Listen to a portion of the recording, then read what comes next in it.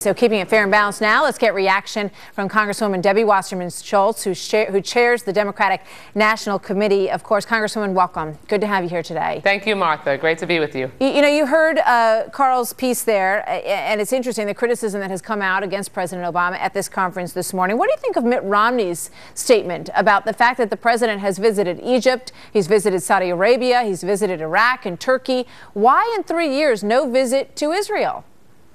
Well, first of all, I mean, this entire forum is sponsored by an organization that puts its partisanship and its party in front of its love of Israel. And that's entirely inappropriate to begin with. In addition to the fact that they have, because they know that in the Jewish community in America, the Republican Party is wrong on every major issue that matters to the overwhelming majority of Jewish voters, they have nothing else to appeal to Jewish voters, so they have to distort the president's record on Israel, including Mitt Romney.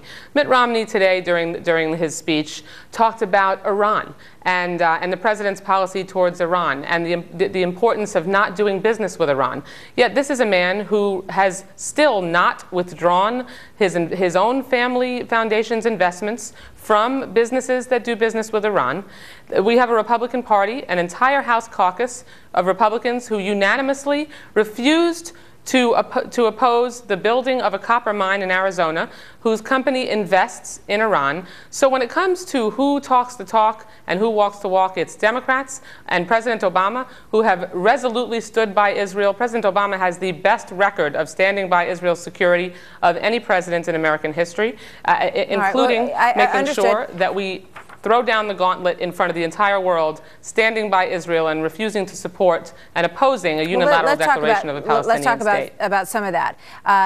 Obviously, you don't want to answer.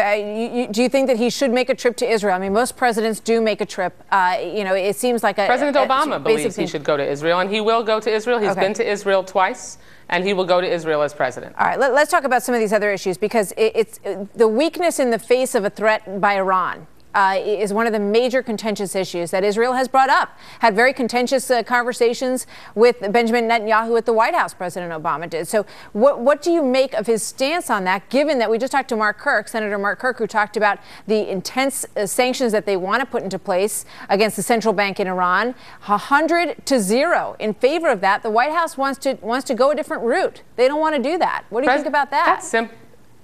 President Obama has pushed through, both in the Congress and in the United Nations, the strongest, most significant sanctions against Iran that have ever passed, including bringing Russia and China to the table. And instead of them vetoing those sanctions, which has happened previously, they supported strong sanctions. Then he added to those sanctions, including sanctions on the central bank. What's the progress, I guess, is the question. When you look at what the IAEA came out with recently, Iran has done nothing, according to their reports, to stall its progress on nuclear weapons. So, when it comes to the side of the ledger that shows what this is getting us, what our stance, what our take with Israel and with Iran, in terms of their aggressiveness, Martha, where's it gotten us?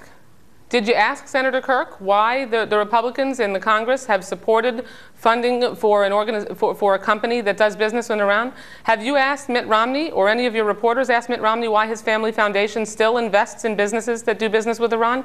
Look, President Obama has been consistent. I'm sure those things are relevant. I'm sure those things will come up along the campaign trail if indeed there's credibility to them. Time. Indeed, we would. But the question, the President of the United States, and in his perspective on all of this, clearly is more monumental in terms of what can actually be done than the issues that you're discussing for individual senators at the moment. There's no question, Martha. Martha, there's no question that thanks to President Obama's leadership, we have pushed through and passed the strongest, most biting sanctions against Iran that have ever been adopted, and that they have slowed Iran's quest for a nuclear weapon. We've had an opportunity to be able to tighten those sanctions recently in the last couple of weeks, including towards the central bank of Iran, and we need to continue to press hard, put our boot on their neck, and President Obama supports that. All right, Debbie Wasserman Schultz, thank you very much for being with us today. Thank you. Appreciate it.